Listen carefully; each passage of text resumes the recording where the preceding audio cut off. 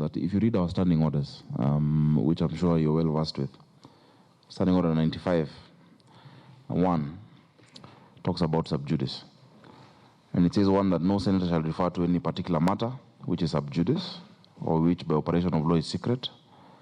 Or 2, a matter shall, and 2, a matter shall be considered to be sub judice when it refers to an active criminal or civil proceedings, and the discussion of such matter is likely to prejudice its fair determination. Now, when such a claim is brought, you must show how the discussion of such a matter is likely to prejudice fair determination by the court of law. I'm glad Wakili Monari has said that the sentence of the charges that have been preferred against his client are serious, and it carries a life sentence. It is not to be joked around with. Those are his words. We have already lost 48 people. That is serious. That is not to be joked around with as well. If the issues that we have asked as a Senate of the Republic of Kenya are not issues that can affect the fair determination, and that's a determination to be made by the chair, exercise Standing Order number 1, then chair, we have no choice but just to release them and say they were hostile witnesses, and just leave it at that. Because then it is not because of sub judice. It is because you're not willing to discuss those matters. Senator Sakaja, in answer to just wait. There's some intervention. Senator Ledam. I think I'll want him to respond first to what Senator Sakaja has stated.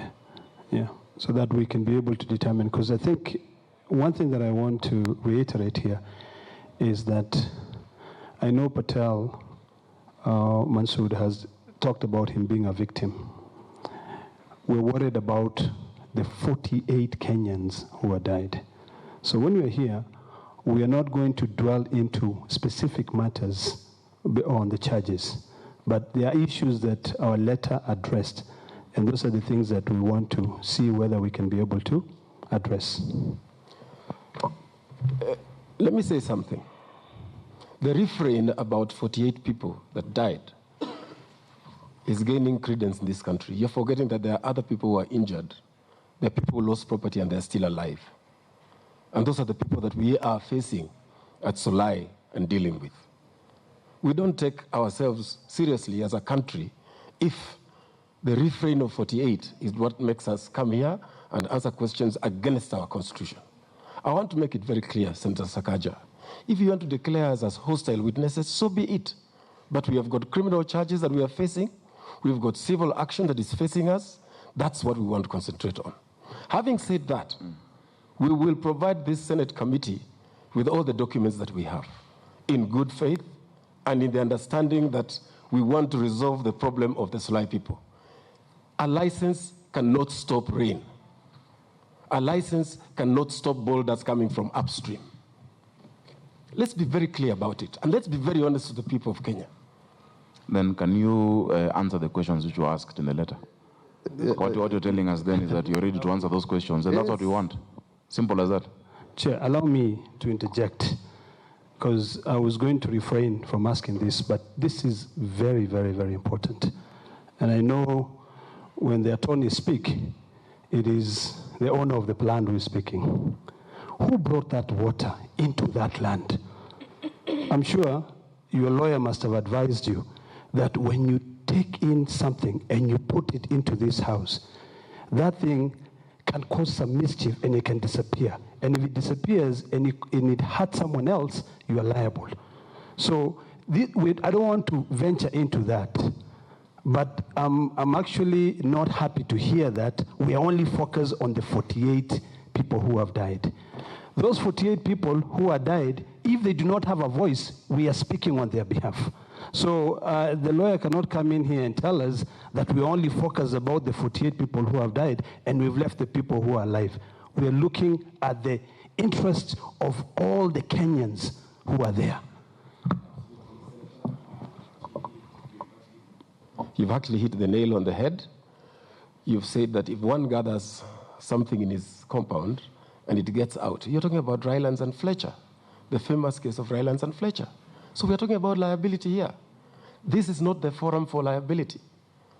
The forum for liability under our constitution is the judiciary.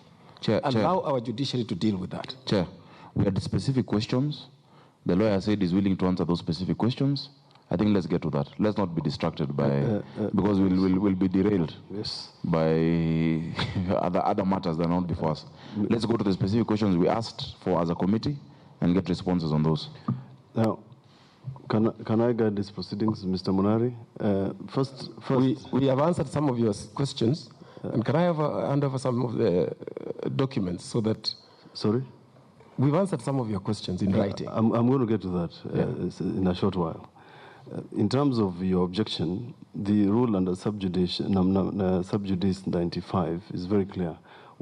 And the reason why I asked specific questions from Mr. Perry Mansuk is that ideally, what is in contention is an issue in court.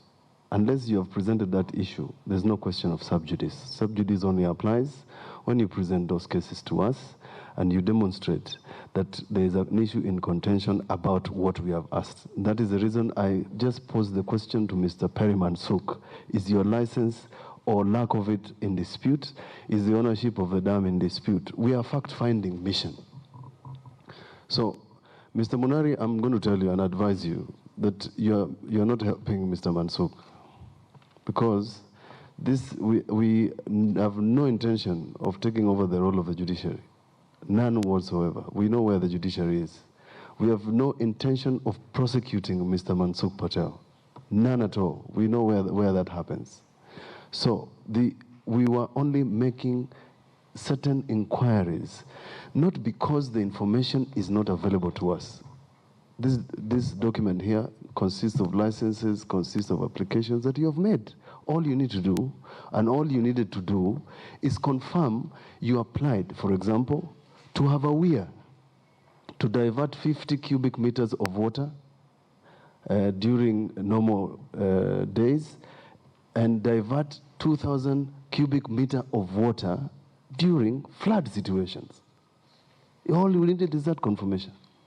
Number two, confirm that the reports we have that you constructed this dam without a contractor. That is information. If you don't want to confirm, that's fine. We cannot force you to do so. But as we speak, we have no record of anything that is sub judice. And we will not get into the merit of statements of witnesses, contested issues. That's not our business. Chair, can we go to the substance of our questioning? So, Mr. Mansuk, please, if you can answer the queries we have raised, you can take 5 minutes, take 10 minutes, deal with the issues.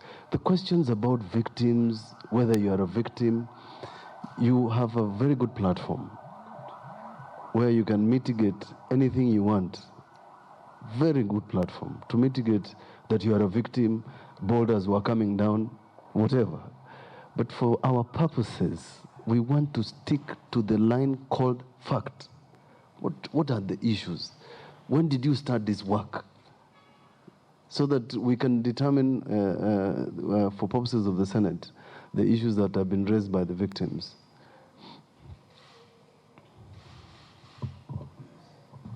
Mr. Chairman, we don't want to appear like we don't want to be cooperative, and Mr. Mansuk is going to talk to you and this committee on the history and circumstances. If we appear that we were a bit aggressive, please don't misunderstand us. You know, we have worked with you, Munari. We know you. we understand you. That's why I told you you're not helping Mr. Mansuk. So you're not helping him. He was like very nice. Sakaja, yes. Yeah. Let's get into the meat business. Yeah. Give him the microphone. But it will be on certain lines that do not deal with other issues. You can imagine what we are facing out there. There is a person filing a suit every hour in Naivasha or Nakuru.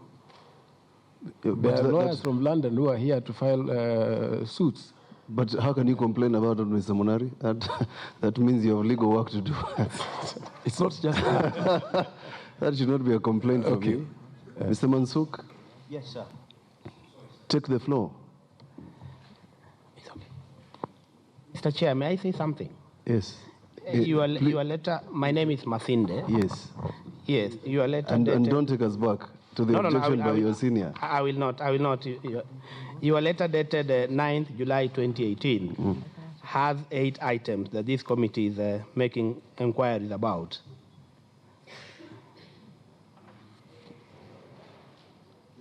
So it's my humble request, therefore, that is it in order that we move, item from item 1 to 8 so that we move a bit faster? So you have just repeated what I've just said. Give Mr. Mansuk the opportunity to go item by item, answer those questions. If you have something in writing, so much the better. Thank you so much, sir. Thank you very much, Senators. Chair, thank you so much. I am now at your disposal. Please, sir. Would you like me to answer each point? Yes. I'll begin with A, sir. Ownership and management of the Solai farm. Could you please circulate the document? And I hope you're prepared also to answer a few questions. Yes, sir. Thank you. Just begin. Proceed. Right, sir. Yeah. Okay. So I will start again, sir. A, ownership and management of the Solai farm. The ownership of the Solai farm, the said farm is Millmet Estate, belongs to Ken Salt Limited, and the management is done by myself and my team of managers, sir.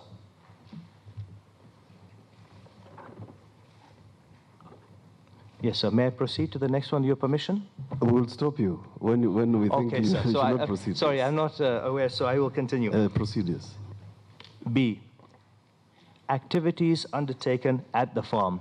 The commercial activities that we undertake at the farm, sir, are the planting and cultivation of coffee, of tea, of dairy farming. That means allied activities such as silage for preparation of fodder, grass or hay farming, again for fodder purposes.